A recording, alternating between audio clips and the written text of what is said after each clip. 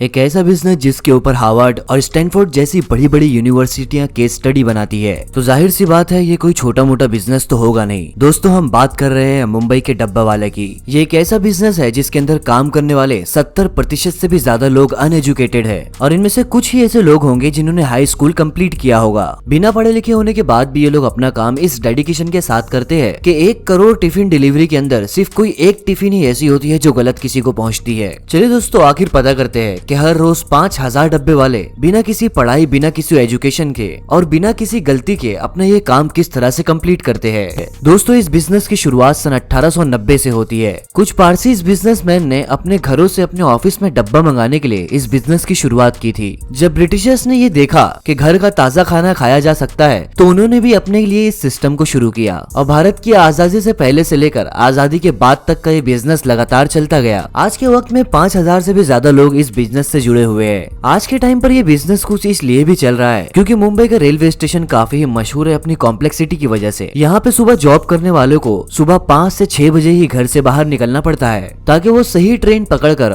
सही टाइम पर अपनी ऑफिस में पहुंच सके। और यही वजह है कि जनरली मुंबई में काम करने वाले पर्सन सुबह के वक्त अपना खाना या टिफिन ले जा नहीं सकते, क्योंकि अगर वो सुबह 5 बजे घर से निकल रहे हैं और वो दोपहर का खाना खाएंगे तो फिर खाने के अंदर वो बात या वो मजा नहीं होगी। और अगर यही कोई पर्सन हमेशा बाहर का ही खाना खाए तो उसकी तबीयत पर भी इसका असर पड़ सकता है। और यहीं पर एंट्री होती है हमारे डब्बे वाला की। इनका काम होता है घरों से डब्बा कलेक्ट करना और इन्हें ऑफिसेस तक पहुंचाना। बहुत सारे डब्बा वाला ऐसे है जो अपनी साइकिल्स का इस्तेमाल करते हैं ताकि ट्रेन के अंदर लोडिंग और अनलोडिंग को काफी आसानी से किया जा सके। हर डब्बे वाला सुबह 7 से 8 बजे के बीच लोगों के घरों से डब्बे उठाता है, फिर इसके बाद ये इसे ऑफिसेस तक या उसकी लोकल डेस्टिनेशन तक पहुंचा देते हैं। जनरली हर डब्बे वाले की लोकेशन स्टेशन के करीब ही होती है। फिर इन सभी डब्बों को ट्रेन के अंदर लोड कर दिया जाता है। ट्रेन से उतरने के बाद वहाँ के लोकल डब्बे वाले इसे ऑफिस तक पहुँचाने का काम करते हैं। 5000 डब्बे वालों को 200 ग्रुप में बांटा जाता है। हर एक ग्रुप के अंदर 20 से 25 मेंबर्स होते हैं। ये वो डब्बा वाला होते हैं जो लोकल एरिया को अच्छी तरह से जानते हैं और वहाँ की ऑफिसेस और वहाँ के रास्तों को अच्छी तरह से समझते हैं। और यही वजह है कि लोकल लोगों के साथ मिलकर डब्बे की डिलीवरी का ये प्रोसेस काफी आसान हो जाता है। अगर हम बात करें एक डब्बे की डिलीवरी का,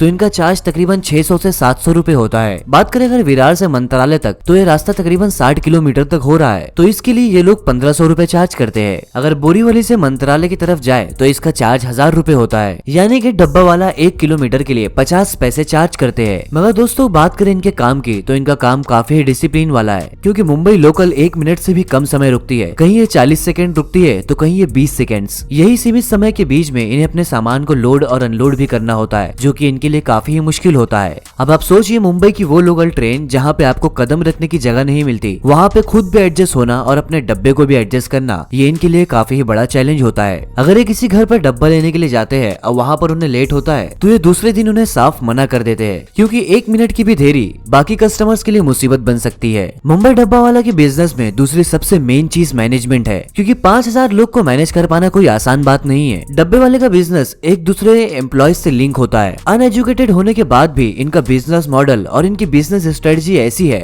जो कि अच्छी मल्टीनेशनल कंपनीज को चौंका कर रख देती है। आपको जानकर हैरानी हो गई कि मुंबई डब्बे वाले में काम करने वाला हर पर्सन इस बिजनेस का मालिक है। जैसे ही वो इसे ज्वाइन करता है, कुछ समय काम करने के बाद थोड़े पैसे देकर वो इस बिजनेस में पार्टनर बन जाता है। जैसे कि मुंबई डब्बे वाला कोई नए डब्बे वाले को ज्वाइन करवा रहा है और ये काम करने के लिए वो 10 से 20 रुपए बढ़ाकर भी चार्जेस ले सकता है, और चार्जेस बढ़ाने के लिए उसे किसी की इजाजत लेने की जरूरत नहीं है। डब्बा वाला का ग्रुप ज्वाइन करने के लिए सबसे पहले 6 मंथ की ट्रेनिंग पर रखा जाता है। 6 मंथ की ट्रेनिंग के अंदर उसकी स्ट्रेटेजीज को देखा जाता है। देखा जाता है कि वो पर्सन पंक्चुअल है या नहीं, सही तौर पर काम कर रहा है या नहीं। अगर वो पर्सन डब्बे वाला के मेयार पर पूरी तरह से उतरता है तो फिर उसे इस कम्युनिटी का हिस्सा बना लिया जाता है। इस ग्रुप में अगर किसी को भी 10 साल से ज्यादा का एक्सपीरियंस हो, जिसने 10 साल से ज्यादा डब्बे वाले में काम किया हो, उसे सुपरवाइजर बना दिया जाता है। 25 लोगों का एक ग्रुप होता है जिसके अंदर 2 सुपरवाइजर रखे जाते हैं। मुंबई की लोकल लैंग्वेज में सुपरवाइजर को मुकादम बोला जाता है। हमने आपको बताया कि इस डब्बे वाले ग्रुप में ज्यादा लोग पढ़े लिखे नहीं है, इस वजह से ये लोग डब्बे को पहुंचाने के लिए कोडिंग सिस्टम का यूज करते हैं। यहाँ पर ये लोग अलग कलर के कोड्स और अलग कलर के रंग का भी इस्तेमाल करते हैं, ताकि अगर कोई इंसान पढ़ा लिखा नहीं भी है तो वो रंगों की मदद से डब्बे को पहचान सके कि उसे कहाँ पर पहुंचाना है। अगर किसी डब्बे वाले की तबीयत अचानक खराब हो जाए तो इन ग्रुप में 2 से 3 लोग ऐसे होते हैं